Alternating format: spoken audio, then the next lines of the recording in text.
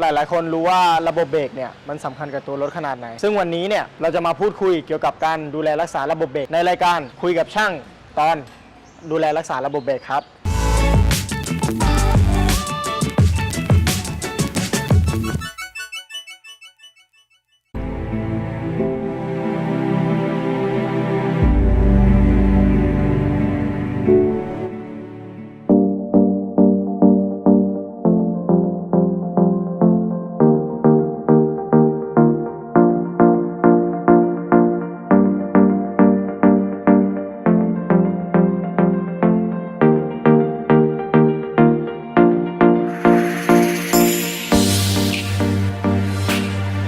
สวัสดีครับสวัสดีครับ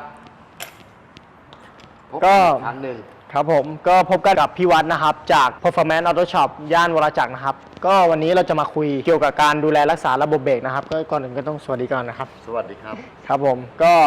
ระบบเบรกเนี่ยเวลาเราจะดูแลรักษาเนี่ยเราดูแลยังไงครับครับผมซึ่งการใช้รถเนี่ยเราก็จะมีระยะเวลาในการตรวจสอบนะครับจุดสำคัญของความปลอดภัยในการขับขี่เนี่ยระบบเบรกก็เป็นส่วนหนึ่งที่สำคัญมากๆนะครับคราวนี้ในขั้นตอนแรกเนี่ยเราก็อาจจะตรวจเช็คระดับของน้ำมันเบรกความสะอาดผ้าเบรกสึกหรออยู่ในปริมาณควรเปลี่ยนหรือยังอ๋อดูตรงไหนครับอ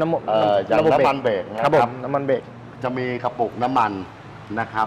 ก็จะมีระดับบอกล่างสุดแล้วก็สูงสุดอ๋อมินกับแม็กซ์ใช่ไหมครับเพราะนั้นเนี่ยน้ำมันเนี่ยไม่ควรต่ำกว่าระดับล่างอ๋อคือประมาณนี้ได้อยู่ครับผมนะครับส่วนผ้าเบรกเนี่ยเราก็อาจจะทำเองไม่ได้อาจจะต้องอาศัยให้ช่างเนี่ยถอดออกมาตรวจสอบดูนะครับซึ่งระดับผ้าเบรกอย่างเงี้ยก็เป็นระดับที่ค่อนข้างเหลือเยอะนะครับก็คือถ้าเราเห็นเนื้อผ้าเบรกเนี่ยก็แสดงว่ามันมีอยู่ยังมีอยู่ครับนะครับแล้วก็ตรวจรอยรั่วซึมต่างๆแล้วก็มีอย่างอื่นไหมครับที่เวลาเราจะตรวจสอบ